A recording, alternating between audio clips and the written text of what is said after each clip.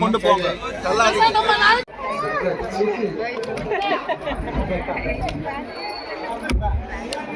ఈ వల్ల మేడం అందరూ బాగున్నారు.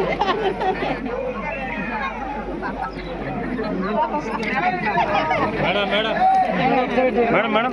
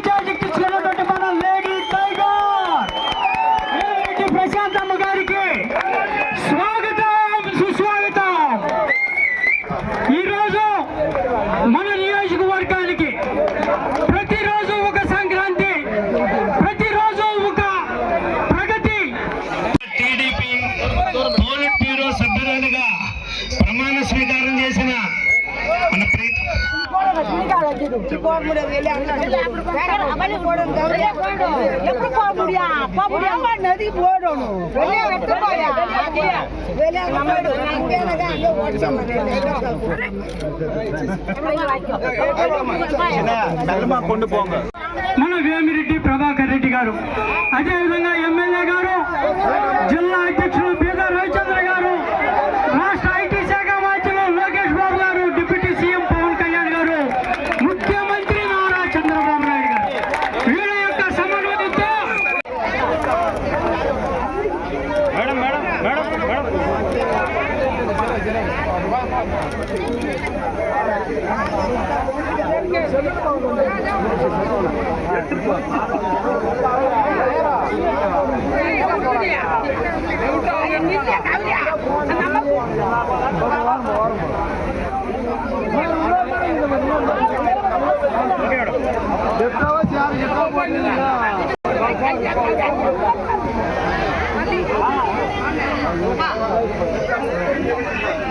హలో ఊరుగారుగా మాల మాల ఎత్తున పక్కన కుడుగా చాలా చాలా ఎత్తుగా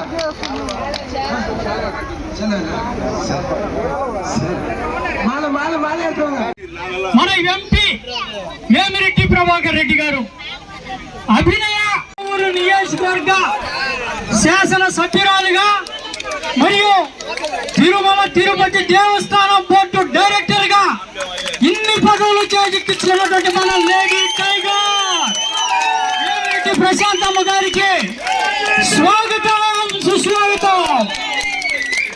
ఈరోజు ఒక శబ్దం తీసుకొని అభివృద్ధి కోసం ఈ యొక్క నియోజకవర్గ అభివృద్ధి కోసం పాటుపడుతూ అహర్నిశలు ప్రతి ఒక్కరి సమస్యను తమ సమస్యగా తీసుకొని ఇస్తున్నటువంటి ప్రశాంతమ్మకి అందరం కూడా ఇప్పుడు ఈ యొక్క గ్రామాన్ని ఉద్దేశించి కాపు చెన్నై గారు ప్రసంగించవలసిందిగా కోరుతున్నాం. మన వేమిరెడ్డి ప్రశాంతమ్మ రెడ్డి గారికి స్వాగతం సుస్వాగతం. మా కృష్ణాపురం తరఫున ధన్యవాదాలు తెలుపుకుంటున్నాం. అదేవిధంగా మన కృష్ణాపురం 1985 సంవత్సరం వచ్చి ఇక్కడ చేరినప్పటి నుంచి మాకు అండగా నిలబడి మాకు కావాల్సిన అన్ని పనులు అన్ని ఏర్పాటు చేసి చేసిన మా ప్రీతమ నాయకుడు, యువ నాయకుడు దువ్వూరు కళ్యాణ్ రెడ్డి గారికి స్వాగతం సుస్వాగతం.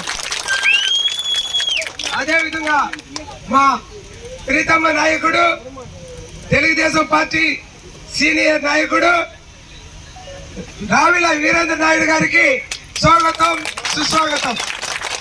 అదేవిధంగా మన పవన్ రెడ్డి గారికి స్వాగతం సుస్వాగతం. బీజేపీ జనసేన నాయకులకి మరియు కృష్ణాపురం గ్రామ ప్రజలందరికీ వస్తారని అందరూ ఆశతో ఉన్నాము. వాళ్ళందరూ విజయవాడ వెళ్ళిపోయారు.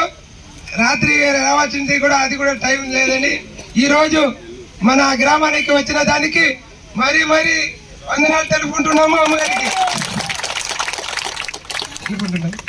అదేవిధంగా కృష్ణాపురానికి కొన్ని పనులు కావాల్సింది ఉన్నామా. అయితే ఊరికి రోడ్లు, మెయిన్ రోడ్డు, తుఫాన్ సెంటర్, తర్వాత ఊరు నుంచి కృష్ణాపురం రేవు దాకా, రేవు నుండి శ్మశానం దాకా ముందు మాకు రోడ్లు ఎక్కువ పనులు ఉంది. అది అయిన తర్వాత తుఫాన్ సెంటర్ పాడైపోయింది. తుఫాన్ సెంటర్ ఒకటి కట్టిలా మీరు. తర్వాత బడికి అదనపు గది లేదు. అంతకుముందు 8 దాకా ఉండేది, ఇప్పుడు 10 దాకా చేర్చారు. దాని కాబట్టి పిల్లకాయలు ఎక్కువ ఉన్నారు. దానికి అదనపు చేయాలని మరి కోరుకుంటున్నాను.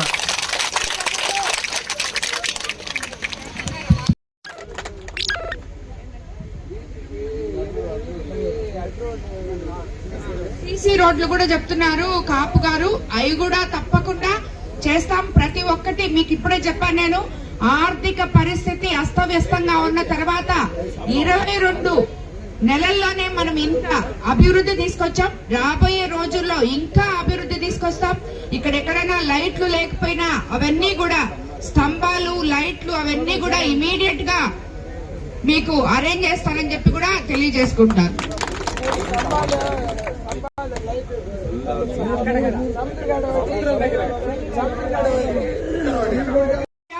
అందరికీ అందిస్తున్నాం. మనం ఇలా చెప్పుకుంటూ పోతే ప్రతి ఒక్కటి మనం ఏవైతే చెప్పామో అన్నదాత సుఖీభవ లాంటివి, అలాగే కరెంటు ఛార్జీలు పెంచకుండా ఇంకా కొంచెం తగ్గించి ఇప్పటి వరకు 22 నెలల వరకు తీసుకొస్తున్నాం. అలాగే 3 ఫేజ్ కరెంటు అన్ని దగ్గరలో వచ్చేటట్టు ఆర్డీఎస్ స్కీముల్లో మీకు అందరికీ ఇబ్బంది లేకుండా, ముఖ్యంగా ఇక్కడ చాలా మంది ఆక్వా ఇవన్నీ చేస్తుంటారు. అలాగే ఈ చుట్టుపక్కల రైతులకు అందరికీ కూడా మంచి చేశాం. ఇలా చెప్పుకుంటూ పోతే మన ప్రభుత్వం అధికారంలోకి వచ్చిన తర్వాత ఏవైతే సూపర్ 6 పథకాలు చెప్పాం, మీరందరూ ఇక్కడి నుంచి ఇప్పుడు ఫ్రీ బస్సుల్లో వెళ్తున్నారా లేదా? ఇక్కడ చాలా మంది మహిళలు ఉన్నారు. ఆ బస్ ఛార్జీలు మీకు మిగిలిచ్చే విధంగా, అది మీ కుటుంబానికి ఆర్థిక పరిస్థితికి పనికొచ్చే విధంగా స్త్రీ శక్తి పథకం కింద మహిళలకి అత్యున్నత పథకాలు కల్పించిన మన ముఖ్యమంత్రి చంద్రబాబు నాయుడు గారికి మహిళల తరఫున అందరి తరఫున ధన్యవాదాలు తెలుపుకుంటాం మనం.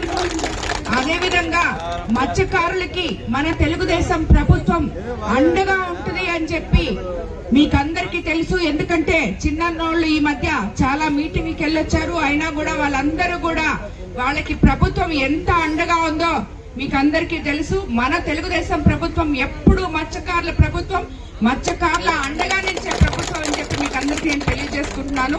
అదేవిధంగా ఇప్పుడు